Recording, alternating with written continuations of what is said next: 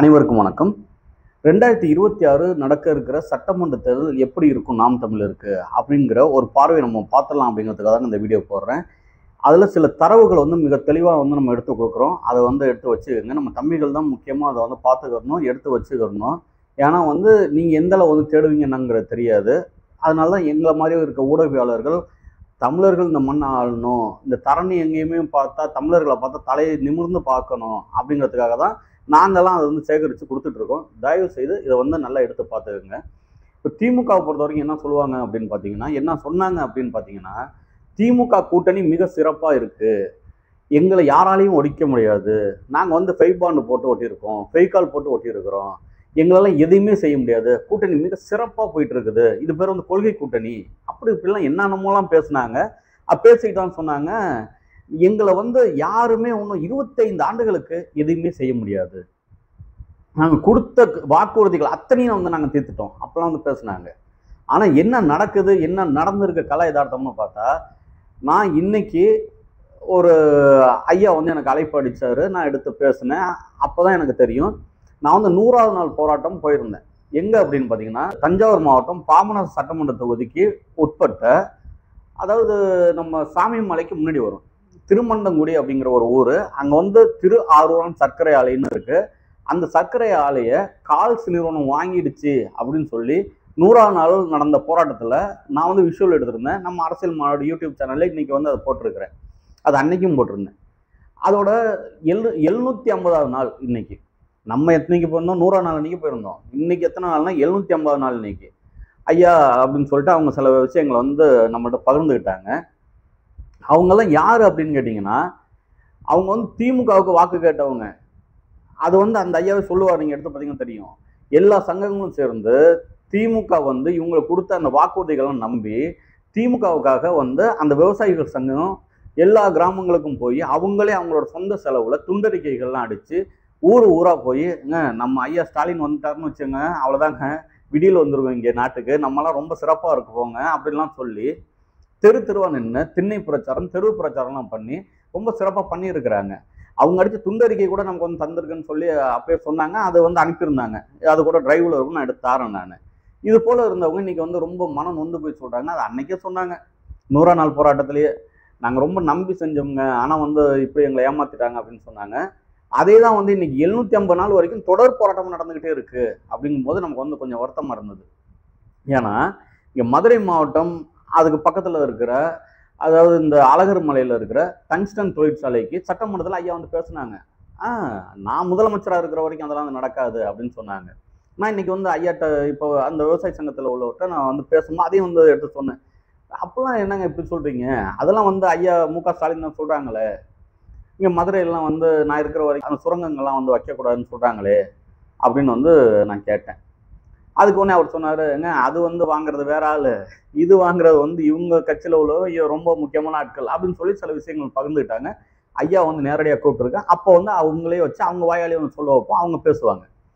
இப்போ நம்ம எதுக்கு சொல்ல வரோம்னா, விவசாயிகளுக்கு நீங்கள் சொன்னதெல்லாம் செய்துட்டாங்களா அப்படின்னு நீங்கள் பார்த்தீங்கன்னா, அதில் ஒன்றும் பெருசாலாம் முழுசாக செய்யலை அப்படிங்கிறது தெரியுது. அதே போல் அவங்க கூட்டணி கட்சியில் எந்த வித பிரச்சனைகளும் இல்லைன்னாங்க. அவங்க கூட்டணி கட்சியான விடுதலை சிறுத்தைகளின் துணை பொதுச் செயலாளர் இருந்த ஆதவ் அர்ஜுனா எந்திரிச்சு குரலை எழுப்பி கேட்டார், உயர்த்தி கேட்டார். அவ்வளோதான். உடனே அவரையும் அந்த கட்சியை விட்டு நீக்கிட்டாங்க. அது இவங்க நீக்கலை, கட்சி கட்டுப்பாடு அப்படின்னு சொல்லி. அப்படி என்னத்தை அவர் அந்த கட்சியின் கட்டுப்பாடு இல்லாமல் பேசுறான்னு தெரில. அது விடுதலை சிறுத்தைகள் கட்சியோட பிரச்சனை, அவங்க நீக்கிட்டாங்க. அப்போ ஏற்கனவே ஒரு விக்கெட் அவுட்டு. நான் விளையாட்டை சொல்ல, ரொம்ப சீரியஸாக நீங்கள் பார்க்கணும். அந்த கட்சிகளுக்குள்ள இருக்கிற அந்த கூட்டணி கட்சிகளுக்கு எவ்வளோ ஒரு மனம் இறுக்கத்தோட அங்கே இருக்கிறாங்க அப்படிங்கிறத நமக்கு நல்லாவே தெரியும். அவங்க மட்டும் தான் அப்படி இருக்கிறாங்களா அப்படின்னு பார்த்தா, வெளியில அவங்களுக்கு வாக்கு செலுத்தினாங்கல்ல பல சங்கங்கள்ல இருந்தும் பல தொழிலாளர்களும், அவங்களும் அது போல் தான் இருக்கிறாங்க. நான் சில ஆட்டோ ஓட்டுநர்களை பார்த்து கேட்டேன், அவங்க கொடுத்த வாக்குறுதியில் இருக்கு 30,000 ரூபான்னு நினைக்கிறேன், 30,000 ரூபா பணம் கொடுத்தாங்களாங்கன்னு கேட்கும்போது தான் அவங்க சொல்றாங்க, பெட்ரோல் விலை தாங்க ஏறி கிடக்குது, டாக்ஸ் எல்லாம் ஏற்றி கிடக்குதுங்க, ரோடெல்லாம் சரியில்லைங்க, இவங்க போட்ட ரோடு சரியில்லாதனால அதுக்கு நாங்கள் 30 ரூபா எக்ஸ்ட்ரா போட்டுதாங்க நாங்கள் ஆட்டோ ஓட்ட வேண்டிய அந்த ஒரு சூழ்நிலையா இருக்கு அப்படின்னு அவங்க சொல்றாங்க. சரி, அவங்க தான் அப்படி இருக்கிறாங்க அப்படின்னு பார்த்துட்டா, இந்த பிரைமரி ஹெல்த் சென்டர்லாம் சொல்லுவாங்கல்ல, அது அம்மா கிளினிக்லாம் இருந்தது, இப்போ அதை மாற்றி சொல்லியிருக்கிறாங்க. இந்த இதில் ரூரலில் இருக்கிறது, அது போல் நகர அந்த சுகாதார மையம் இதெல்லாம் சொல்கிறாங்கல்ல, அதுலலாம் என்னடா சிக்கல் இருக்குன்னு பார்த்தா அதுலேயும் வந்து அவங்களும் வந்து பல குறைகள் சொல்றாங்க. அதுல வந்து இவங்க தேர்தல் வாக்குறுதியில சொன்னதை செய்வோம் செய்வதை தான் சொல்லுவோங்கிறதுல ஒரு வீடியோ ஒன்று போட்டிருக்கிறாங்க. அந்த வீடியோவில் என்ன சொல்லியிருக்கிறாரு ஐயா ஸ்டாலின் அவர்களோட அந்த அனுமதியோட தான் அந்த வீடியோ வந்திருக்கு. அதுல என்ன சொல்லியிருக்காரு அப்படின்னு பார்த்தீங்கன்னா, திமுக ஆட்சி அமைத்தவுடன் இவர்கள் எல்லாம் அந்த ஒப்பந்தம், அதாவது கொஞ்சம் தற்காலிக பணியாளர்களாக இருப்பாங்க அவங்கெல்லாம் வந்து நிரந்தர பணியாளர்கள் ஆக்கப்படுவார்கள் அப்படின்னு சொல்லி அதுல இருந்த மருத்துவர்கள், அதுல இருந்து செவிலியர்கள் அவங்கெல்லாம் வந்து ஆக்குறேன் அப்படின்னு சொல்லி இருந்திருக்கிறாங்க. அதையும் ஆக்கலைங்க அப்படின்னு சொல்லி நம்ம கிட்ட வந்து சொன்னாங்க. இது போல பல இடங்கள்ல பார்க்கும்போது சிக்கல்கள் இருந்துகிட்டு தான் இருக்கு. சரி, அது மட்டும் தான் பிரச்சனையா? அப்போ வந்து என்னங்க விடுதலை சிறுத்தைகள் தான் அங்கதாங்க இருக்கு அப்படிங்கும்போது அதுல என்னங்க பெரிய சிக்கல் வந்துருச்சு? இப்போ வந்து அவங்கெல்லாம் அங்க வந்து 2026 நாங்கள் கூட்டணியில் வந்து அங்கேயே தான் இருப்போம் அப்படிலாம் சொல்லிட்டாங்களேங்க, உங்களுக்கு என்னங்க அப்படின்னு கேக்குறீங்க. அதுவும் ஒன்றும் பெரிய பிரச்சனை இல்லை. அண்ணன் வேல்முருகனை பார்த்தீங்களா இல்லையா? இந்த ஒரு 2-3 நாளா அவர் வந்து என்னை மதிக்கவே இல்லை. என்னன்னா அவரை கிடையாது, அவருக்கு வாக்களித்தவர்களை மதிக்கணும்ல. எங்களெல்லாம் மதிக்கவே இல்லை, பிச்சை போறாப்புல போடுறாங்க, கேலி கிண்டல் பண்றாங்க. எதுக்கு கேலி கிண்டல் பண்றாங்களாம்? கல்லூரி அமைக்கணும்னு சொல்லி கேட்டிருக்கிறாரு. யார் தான் கேட்கட்டுமே, படிக்கிறதுக்கு கல்லூரி அமைக்கணும்னு சொல்லி கேட்டதுக்கு அதுக்கு வந்து நக்கல் நையாண்டி பண்ணியிருக்கிறாங்க. யாரா? அவங்களோட அமைச்சர்கள் பண்ணியிருக்கிறாங்க. இதை நான் சொல்ல, நீங்க வந்து அண்ணன் வேல்முருகன் பேசுனது எல்லாத்தையும் எடுத்து போட்டு பார்த்தீங்கன்னா தெரியும். அதே போல உயிர் உன்னதமானது தானே, எல்லாருக்கும் ஒரே உயிர் தானே, என்ன இவங்களுக்கு ஒரு காசு தரீங்க இவங்களுக்கு ஒரு காசு தரீங்கன்னு சொல்லி ரொம்ப கடுமையா பிச்சை எடுக்கிறாப்புல காசை போடுறீங்க அப்பெல்லாம் சொல்லி கூட அண்ணன் வந்து பேசுறாங்க.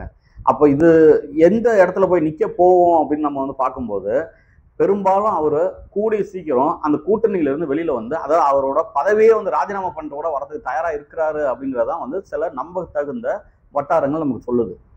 அப்போ அவர் வந்து ஒரு பேட்டியில அவர் சொல்லும் போது கூட நம்ம ரத்தம் அண்ணன் சீமான சொல்றாரு. சீமான் தான் நீங்க போங்க கூட்டணிக்கு வந்து சேர்ந்துக்கங்க, நீங்க எப்படியோ ஜெயிச்சு வந்துருங்க ரத்தம் அப்படின்னு சொல்லி வாழ்த்து அனுப்புறான்னு சொல்றாரு. அது வந்து என்னன்னா அவங்க அண்ணன் தம்பிக்குள்ள அவங்க வந்து பேசிக்குவாங்க. அவங்க என்ன பேசுனாங்கிற இடத்துல நானும் இல்லை நீங்களும் இல்லை, நமக்கு அது தேவையில்லை. ஏன்னா அண்ணன் வேல்முருகன் பொறுத்த வரைக்கும் எப்பவுமே என்ன செய்வாங்க அப்படின்னு பாத்தீங்கன்னா, நான் பார்த்த பாடத்துல இப்போ 2009 ஒரு போர் நடக்குதுன்னு வச்சுங்க. போர் நடக்கும் போதெல்லாம் எந்த கட்சியில இருப்பாங்க அப்படின்னு பாத்தீங்கன்னா, எந்த கட்சியில இருந்தாங்க அப்படின்னு பாத்தீங்கன்னா, அவர் வந்து ஐயா நம்ம ஐயா பாட்டாளி மக்கள் கட்சியில ஐயா ராமதாஸ் கூட தான் இருந்தாங்க. அப்பெல்லாம் வந்து அங்க அப்படியே போட்டு முரண்டு பிடிச்சி எப்படியாவது நம்ம வந்து போராட்டத்தை எப்படி நிறுத்தினா அதெல்லாம் உண்மையா வந்து போராடுறதுக்கு உண்டான அத்தனை வேலையும் பார்த்தாங்க. முடியலங்கிற ஒரு சமயத்துல அந்த ஆட்சி அதிகாரம்லாம் முடிஞ்சு போனதுக்கு அப்புறம் வெளியில வராரு. வெளியில வந்து உடனே கட்சி ஆரம்பிச்சிட்டாரா அப்படின்னு பார்த்தா உடனே கட்சி ஆரம்பிக்கல. அதெல்லாம் முடிஞ்சு போய் நம்ம அண்ணன்லாம் சீமான் நம்ம எல்லாம் சேர்ந்து வந்து ஒரு கட்சி ஆரம்பிச்சு அண்ணன் வந்து நமக்கு வழிகாட்டி நம்மளெல்லாம் வந்து ஒரு தலைவர்களை ஆக்க ஆரம்பிச்சதுக்கு அப்புறம் அண்ணன் வந்து என்ன செய்யறாங்க, அதுக்கப்புறம் தான் தமிழக வாழ்வுரிமை கட்சி அப்படின்னு சொல்லி வந்து கட்சி ஆரம்பிக்கிறாங்க. அப்படி பார்க்கும்போது அண்ணன் வந்து எப்போதுமே ஃபர்ஸ்ட் எடுத்தோன்னே, அதாவது முதல்ல எடுத்தோன்னே அது கொஞ்சம் லூஸ்ல விட்டுறாங்கிறத நான் பார்த்த வரைக்கும் எனக்கு தெரியுது. அதே சமயங்கள்ல கடைசியிலாச்சும் கேட்குறாங்களே, ஏன்னா ஒரு தமிழனால் தானே வந்து கேட்கனாச்சும் முடியுதுங்கிறதுல நான் வந்து அண்ணனை வந்து பாராட்டுறேன். அண்ணன் எடுக்கிற அந்த முடிவுக்கு வந்து நான் வந்து உடன்படுறேன். எப்படி இருந்தாலும் கடைசி வரைக்கும் அடிமையாலாம் இருக்கலாம் மாட்டான்டா, நான் இப்படிதான்டா இருப்பேன்னு சொல்லி அண்ணன் பேசுறாங்க பாருங்க. நான் இப்படிதான் இருப்பேன், இல்லைன்னா வந்து சரி வராதுன்னு சொல்லி இப்போ வந்து மாதை ஸ்டோர் பெட்டியில கூட அவங்க பேசியிருக்கிறாங்க. நான் யாருக்கும் அடிமையாலாம் இருக்கணும்னு அவசியம்லாம் இல்லைன்றாங்க. அப்போ இதெல்லாம் பார்க்கும்போது என்ன தோணுதுன்னா, 2026 திமுக வந்து மிக பெருசாலாம் வந்து வெற்றி பெறதுக்கு உண்டான வாய்ப்புலாம் இல்லை அப்படின்னு தெரியுது. ஏன்னா அண்ணா திமுகவில் ஐயா எடப்பாடி பழனிசாமி அவர்கள் இதே போல வந்து ஒரு 3 வருஷத்துக்கு முன்னாடி இருந்து பேச ஆரம்பிச்சிருந்தாருன்னு வச்சுங்க, இந்நேரம் திமுக வந்து கடன்னு ஆயிருக்கும். ஆனா இப்போதான் சட்டமன்றத்துல இருந்து ஐயா வந்து பேச ஆரம்பிக்கிறாரு. அண்ணா திமுகவில் உள்ள தொண்டர்களுக்கு இப்போதான் வந்து கொஞ்சம் துளிர்விட்டு வருது. அப்படி பார்க்கும்போது அண்ணா திமுகவும் ஓரளவுக்கு வந்து அந்த திருப்பி எந்திரிக்க ஆரம்பிச்சிரும் அப்படிங்கிறது தெரியுது. அப்படி பார்த்தா என்ன ஆகி போயிடும்னா, யாரும் அன்னைக்கு சொன்னாங்க பாருங்க, என்னைக்கு கொண்டாந்து வந்து இவரை உதயநிதியை வந்து உள்ள விட்டாங்களோ அன்னைக்கே வந்து முடிஞ்சிச்சு அப்படின்னு சொல்லி ஒரு வார்த்தை சொல்லி சொன்னாங்க. அதெல்லாம் பார்க்கும்போது எந்தவித சமரசமும் செய்யாம மக்களுக்கு மக்களா என்னைக்கு மக்கள் கூட, மக்களிலிருந்து வந்தவர் நான் தான், அதனால மக்களுக்கு நான் தான் நிற்பேன், என்னை தோக்கடிச்சாலும் யார் தோக்கடிக்கிறாங்க, என் மக்கள் தானே தோக்கடிக்கிறாங்க அப்படின்னு நினைச்சு அதை அப்படியே நினைச்சதோடு இல்லாம மக்கள்கிட்ட வந்து மக்களோட மக்களா நீங்க என்னதான் எடுத்து அடிங்களேன், திருப்பி வந்து எங்க போய் நிற்பாருன்னு பாத்தீங்கன்னா அண்ணன் சீமான் அவர்கள் மக்கள்கிட்ட தான் நிற்பாரு. மக்களுக்கு ஒரு பிரச்சனை முன்னாடி வந்து நிற்பாரு. இன்னைக்கு கூட வந்து ஒரு செய்தி நம்ம பாக்குறோம், அண்ணன் வந்து நேற்று ஒரு துக்கத்துக்கு போயிட்டு வராங்க. இஸ்லாமியர்கள் வந்து அண்ணனை வந்து அப்படி ஒரு மாதிரி கழுவி ஊத்திட்டு இருக்கிறாங்க. இவர் எப்பவுமே இப்படிதான் பண்ணுவாரு அப்படின்னா, யாரும் பண்ணாதவங்களை கேட்கல, பண்ற அண்ணனை வந்து கேட்குறீங்கன்னா அப்போ சந்தேகப்படலாம். ஆனா சந்தேகம் மட்டுமே பட்டீங்கன்னு வச்சுங்களேன், கடைசியில் நிக்கிறது கூட வந்து ஒரு இடம் இருக்காது, இல்லாம போயிடும். அதே போல வந்து 2 சீட்டு 1 சீட்டு அது எதுவுமே வந்து அந்த ஒரு சீட்டுக்காக வந்து கை கட்டி நிற்கிறவங்க பின்னாடி வந்து போராப்பில் போயிடும். அப்போ எதுக்கு நம்ம சொல்ல வரோம்னா, அண்ணன் தடா ரஹீம் அவர்கள்லாம் இப்போ நம்ம அண்ணன் சீமான் அண்ணன் அவர்களை வந்து ஆதரிச்சிட்டாங்க. அண்ணன் தடா ரஹீம் அவர்கள் வந்து ஏற்கனவே யாரை ஆதரிச்சாங்கிறது எனக்கு நல்லாவே தெரியும். இந்த டிடிவி தினகரன் அப்படிங்கிறவங்கள ஆதரிச்சாங்க. அப்போ ஒட்டுமொத்த சமூகமும் சரி, ஒட்டுமொத்த தமிழருக்கும் சரி, அத்தனை பேரோட பார்வை எங்க வந்திருக்கு, கும்மி ஆரம்பிச்சிருக்கு அப்படின்னு பார்த்தீங்கன்னா, நம்ம அண்ணன் சீமானோட அந்த ஒரு செயல்பாடுகளை எல்லாரும் நோக்க ஆரம்பிச்சிட்டாங்க. அப்போ இதை பார்க்கும்போது என்ன தோணுது அப்படின்னா, ஒரு புதிய எழுச்சி வந்து 2026ல் உறுதியாக வந்து இந்த மண்ணில் வரும். இளைஞர்கள் பல பேர் வந்து வெளியில இருக்கிறதெல்லாம் பார்த்துட்டாங்க. சில பேர் கட்சி ஆரம்பிச்சோன்னா வந்து ஆர்வத்தில் அங்கேருந்து போறாங்க. போய் அங்கே என்னடா செய்யறாங்கன்னு பார்த்தீங்கன்னா, கடைசி வரைக்கும் அந்த குடோன்ல வந்து அந்த பஞ்சு மூட்டை அப்படியே தான் இருக்கு. வெளியில வந்து ஒரு பத்திரிகையாளர் ஒரு சந்திப்போ இல்லை எதுவுமே காணும். ஒரு 4 பேர் பேசுறாங்கன்னா அது எதிர்த்து பேச கூட வந்து அது வந்து கவுண்டர் கொடுக்க கூட வந்து சரியான ஆட்கள் கிடையாது அப்படின்ற சூழல்ல தான் இருக்கு. அப்போ மொத்தம் ஒரு 2 பத்திரிகையாளர் சந்திப்போ இல்லை ஒரு 3 பத்திரிகையாளர் சந்திப்பு வச்சாலே அங்க வந்து முடிஞ்சு போயிடும் அப்படின்றதான் தெரியுது. இப்போ இது எல்லாத்தையும் பார்க்கும்போது என்ன ஆகுதுன்னா, 2026 அப்படிங்கிறது நாம் தமிழர் கட்சிக்கு மிக சிறப்பான ஒரு தேர்தலாக இருக்கும். ஒரு மிகப்பெரிய ஒரு வளர்ச்சியை உண்டு பண்ணும் அப்படிங்கிறதான் தெரியுது. ஏன்னா பல இடங்கள்ல இருந்தும் ஒரு எதிர்ப்பு குரலும் இதுக்குள்ள வருது பாருங்க. நாம் தமிழர் கட்சிக்காக யார் பேசினாலும் அவங்கள வந்து ஒரு தட்டி பேசுறது, ஒரு தாழ்த்தி பேசுறது, அண்ணன் சீமான் அவர்களை ரொம்ப வந்து விமர்சிக்கிறது. ஆனா என்னதான் விமர்சிச்சாலும் அப்படியே சுத்தி சுத்தி சுத்தி அண்ணன் சொல்லுவாரு, முளை குச்சி அடிச்சு இங்க வச்சிருக்கிறேன், எங்க சுத்தினாலும் இங்க தாண்டி வந்து ஆகணும் பாரு. இன்னைக்கு அப்படி சுத்தி கடைசியா வந்து எங்க வந்து நிக்குது அப்படின்னு பாத்தீங்கன்னா, நாம் தமிழரை எல்லாம் ஒத்து கவனிக்க ஆரம்பிச்சிட்டாங்க. தம்பிகள் வந்து மிக தெளிவா வந்து அரசியல் பண்ணுங்க, எல்லாத்தையும் நல்லா படிங்க, எல்லாம் தெரிஞ்சுக்கங்க. சில இடங்கள்ல வந்து தம்பிகள்கிட்ட நம்ம பேசும்போது அவங்க சொல்றாங்க, அவங்க ஓட்டு போட்டா என்ன போடலன்னா என்ன அப்படிலாம் சொல்றாங்க. அப்பெல்லாம் இருக்காதீங்க.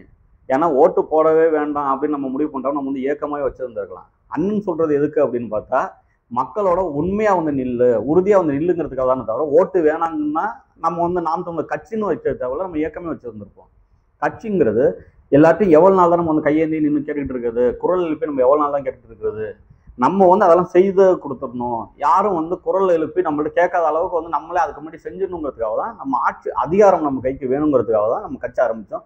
உணர்ந்துக்கிட்டு பிள்ளைகள் எல்லாம் மிக சிறந்த பிள்ளைகள், நாம் தமிழ் கட்சியில் உள்ள பிள்ளைங்க தெளிவாக நில்லுங்க, குழம்பாமல் நில்லுங்க. யாரும் குழப்பினாலும் அந்த இடத்துல வந்து காதை வந்து அப்படியே பொத்திக்கங்க. நம்ம பாதை ரொம்ப தெளிவாக இருக்குது, நம்ம பயணம் ரொம்ப தெளிவாக இருக்குது.